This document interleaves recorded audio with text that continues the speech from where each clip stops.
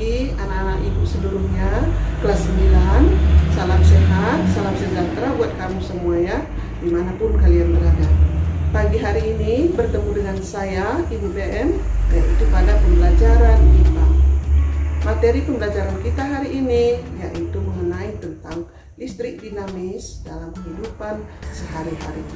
Pertama dulu kita membahas tentang arus listrik, beda potensial listrik, dan hambatan kawat penghantar. Ibu harapkan kalian tetap semangat nakku mengikuti video pembelajaran kita ini supaya kalian nanti memahami apa yang Ibu jelaskan. Ya, mari ikuti pembelajaran kita hari ini nakku. Tetap semangat.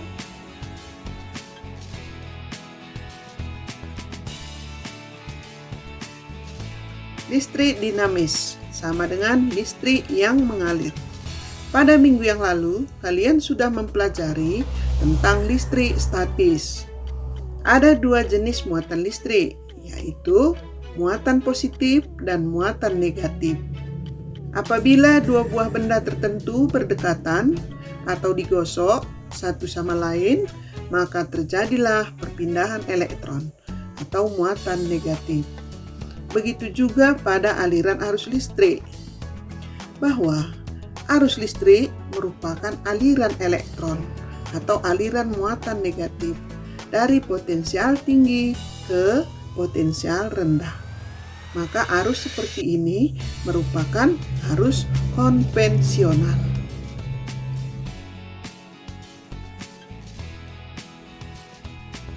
Listrik tidak dapat dilihat, tapi dapat diketahui dari gejala-gejalanya. Misalnya, lampu listrik menyala karena ada arus listrik.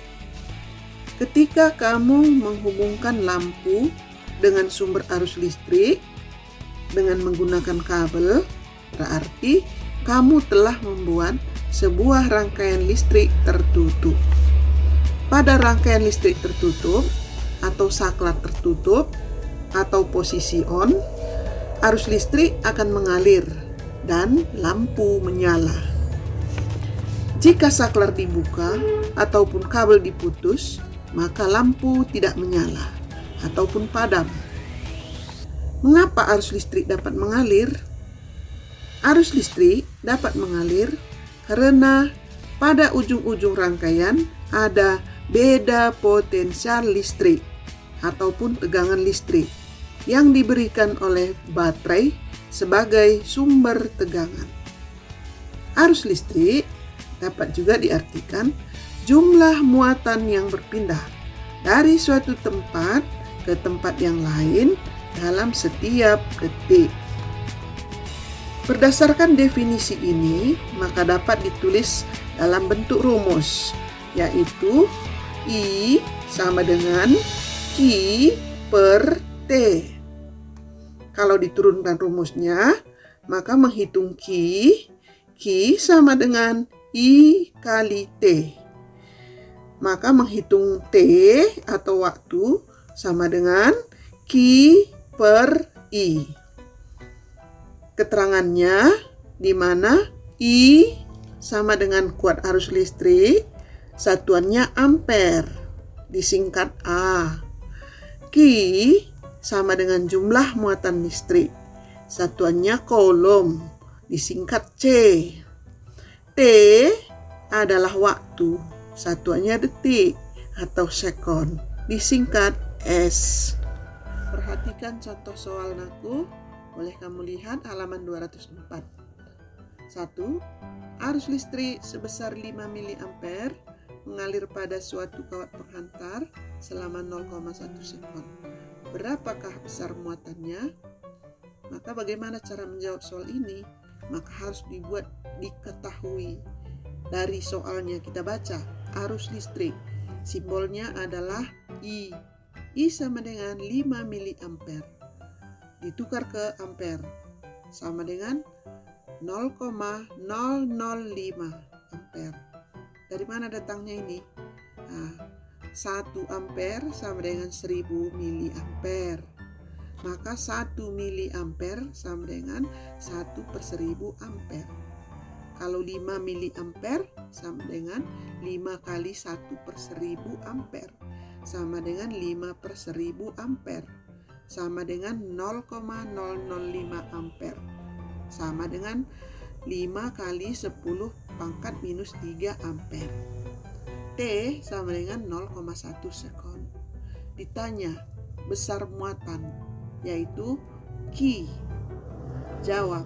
Kalau ditanya Q, maka pakailah rumus Q. Q sama dengan I kali T. Q sama dengan I 0,005 ampere kali T 0,1. Maka Q sama dengan 0,0005 kolom. Sama dengan 5 per 10.000 kolom. Sama dengan 5 kali 10 pangkat minus 4 kolom. Jadi, besar muatan yang berpindah pada suatu kawat penghantar tersebut adalah 5 per 10.000 kolom. Atau sama dengan 5 kali 10 pangkat minus 4 kolom. Contoh 2, perhatikan aku. Untuk memindahkan muatan 1000 kolom, diperlukan waktu 1 jam. Berapa besar kuat arus listrik yang mengalir? Jadi seperti yang di atas tadi, harus dulu dibuat diketahui. Kita baca soalnya. Untuk memindahkan muatan 1000 kolom. Jadi muatan itu Q sama dengan 1000 kolom. Kolom disingkat C. Kemudian diperlukan waktu. Waktu simbolnya T. T sama dengan 1 jam. Ditukar ke sekonnya. Karena satuan waktu dalam SI adalah sekon. 1 jam sama dengan 3600 sekon. Ditanya, kita lihat soal tadi, berapa besar kuat arus yang mengalir? Kuat arus. Berarti ditanya I. Jawab, kalau ditanya I, pakailah rumus I. I sama dengan Q per T. Ya, rumus ini diganti dengan angka. Q 1000 kolom per T 3600 sekon. Sama dengan, dia dikecilkan sekecil-kecilnya. 20 di atas dicoret, 20 di bawah dicoret. Maka 10 per 36 ampere. Maka ini bisa dibuat ke bilangan desimal. Sekarang kita lanjut aku hukum Ohm. Perhatikan baik-baik. Arus listrik mengalir di dalam kawat penghantar jika ada beda potensial antara ujung-ujung penghantar itu. Jika beda potensial atau tegangan dilambangkan dengan V, kuat arus dilambangkan dengan I, dan hambatan listrik diberi lambang R, maka dapat dituliskan persamaan berikut ini. R sama dengan V per I, atau V sama dengan R kali I, atau V sama dengan I kali R. Di mana R itu sama dengan hambatan listrik, satuannya ohm. V sama dengan tegangan listrik, satuannya volt, disingkat V. I sama dengan kuat arus listrik, satuannya ampere, disingkat A. Sehingga 1 ohm sama dengan 1 volt per ampere. Contoh soal 1. Arus listrik 2 ampere mengalir di dalam kawat penghantar. Ketika beda potensial 10 volt diberikan pada ujung-ujungnya. Berapakah hambatan listrik kawat penghantar tersebut? Maka penyelesaiannya sama seperti yang sudah lewat. Harus ada diketahui. Diketahui I sama dengan 2 ampere. V sama dengan 10 volt. R sama dengan tanda tanya. Maka jawab, ditanya R. Maka rumus R dipakai. R sama dengan V per I. V-nya tadi 10.